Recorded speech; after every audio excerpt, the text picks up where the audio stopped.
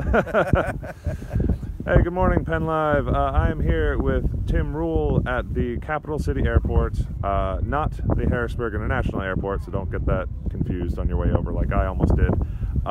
Tim, can you tell us what's going on here today? Well, we're with the Collins Foundation, and we do about 110 cities a year. And we start in the middle of January, and we go to about the end of about the 1st of November. We started New Smyrna Beach, and then back around New Smyrna Beach 10 months later.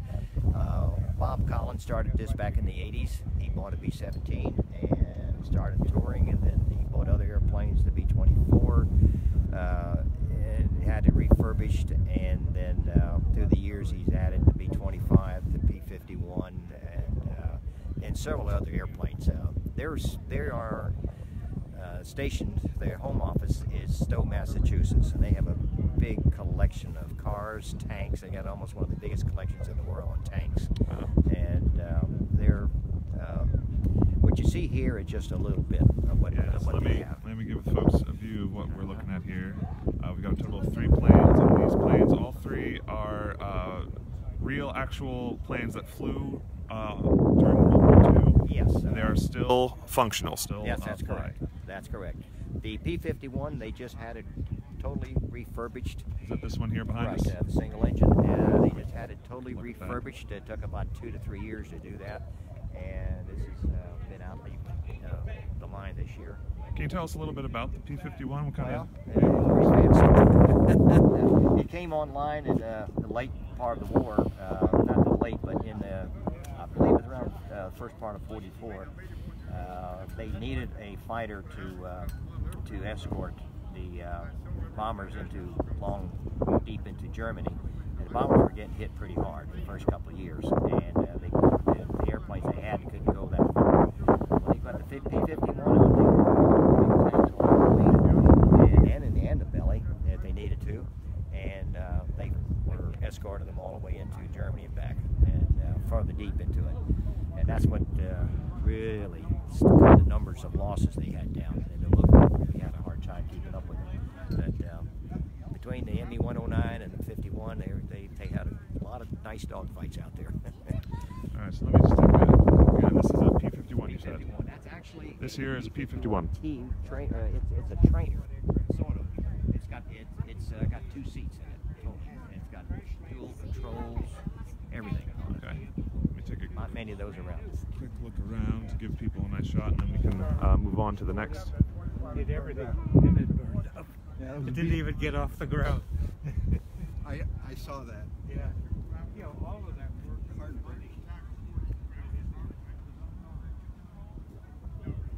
All right, so that was the P-51, and what are we looking at next? Well, the next one coming up here is the B-24. That was, I'm not exactly sure when it came online, but the B-17 was the first out, and they could only go just so far because it was a slower airplane. They could only carry carried a lot of gas, but being slow, they could only go just so far and still maintain a decent bomb load. Mm-hmm. They could keep putting gas on it, but then they'd have to drop their bomb load. Then the B-24 was designed to go much faster and go a lot further and carry a bigger bomb load. This is one that really went in deep Germany and Poland and places like that. And they even came up out of Africa, started in Africa, and went on into Italy. And then they were raiding the Pulaski oil fields up there. They were really giving the Germans a fit on that one. They lost a lot of airplanes on that because they were protecting them pretty heavily. And now that particular airplane actually saw action. It was on the Lend-Lease to England. We gave them airplanes, and this was one of them. And they took it to India, and it flew a lot of long-range bombing missions, but mostly they were doing patrols. Some of those patrols were 18 hours, and that's a long time being in an airplane. Yeah, they just bomb bays were full of gas, and the airplane was full of gas, you know, and away they would go. And how many crew members would be on B-10?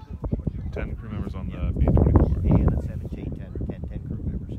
And that airplane, then the British left that airplane. They left a whole lot of the B-24s in India, and the Indian Air Force took them and fixed them up and refurbished them and made a. They flew them for about 8 to 10 years, and then they just in the 60s they stopped flying them. And somebody, a gentleman, bought that airplane, took the wings off of it, and shipped it to England. Then from there, he didn't do anything with it, and Bob Collins bought it and put it on a barge and brought it all the way into the States. And they put it together. It took many years of that, and a lot of man hours went into that. And so there it is, right there. And this model, are people actually allowed to go on board? Yes, they can go on board. All right. So let's start traveling this direction. That's what they're doing right now. And we'll take a look at that in just a moment. Before we do, we'll take a look. We've got the third vehicle, the third plane that's here today.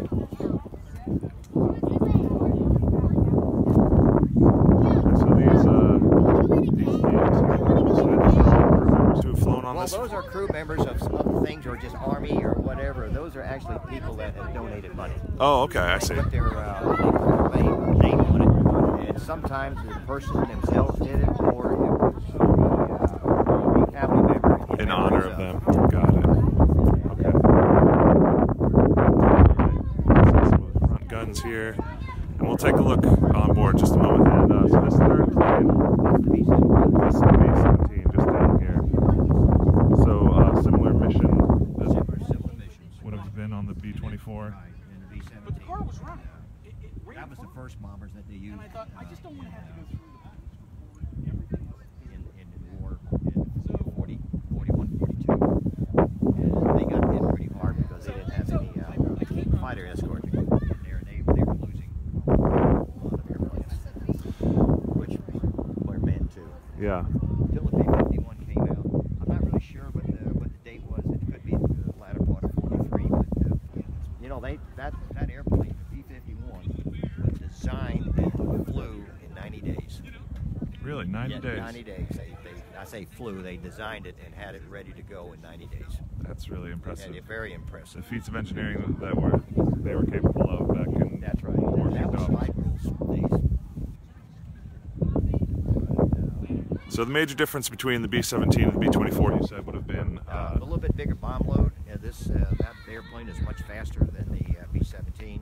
It would haul it would have about the same amount of fuel on board, but running 50, 60 mile an hour faster, you could, in 10 hours, you could go a lot longer way. Absolutely.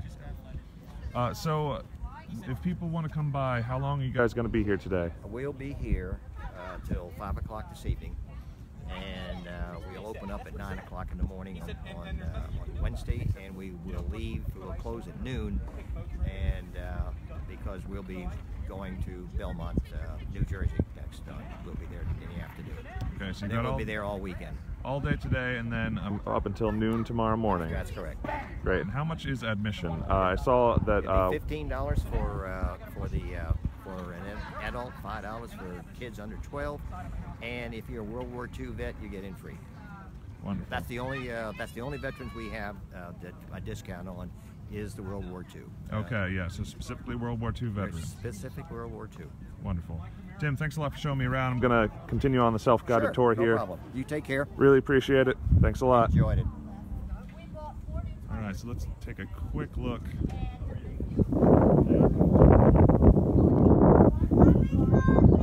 Quick closer look at the B-17.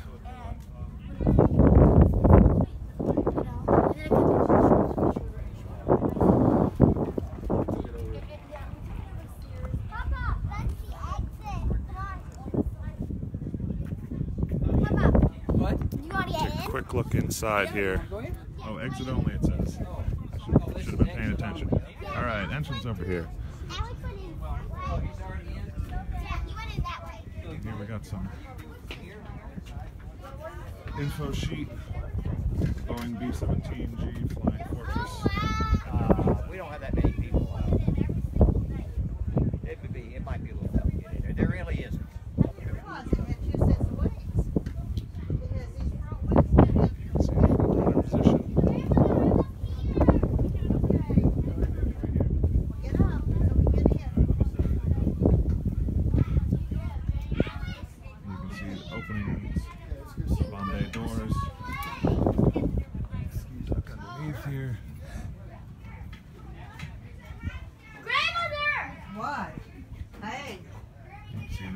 really have to go to? Bombs. Do I really have to? Definitely a I tight really, fit in really here. don't want to. But I think I found the radio.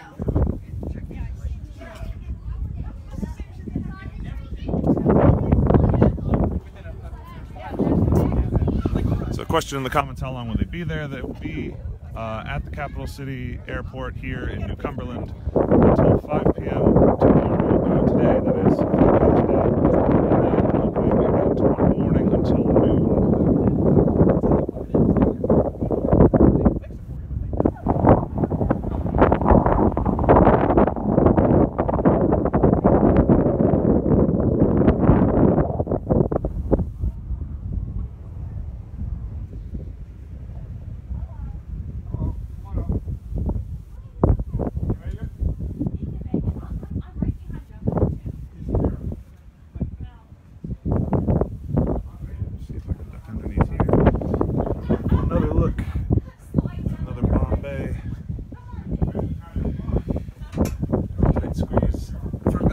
Trying to get through. I can only imagine what it must have been like on a 18-hour flight mission with 10 crew members in such cramped quarters.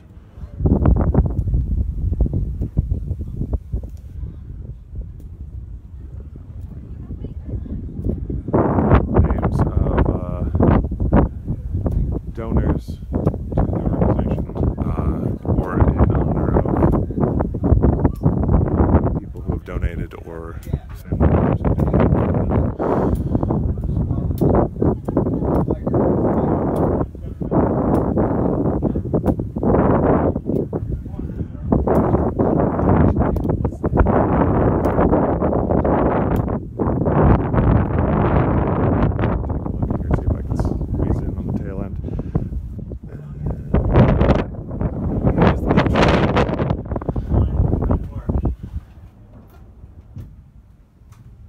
You say you're still quiet? Yeah, I still got a light.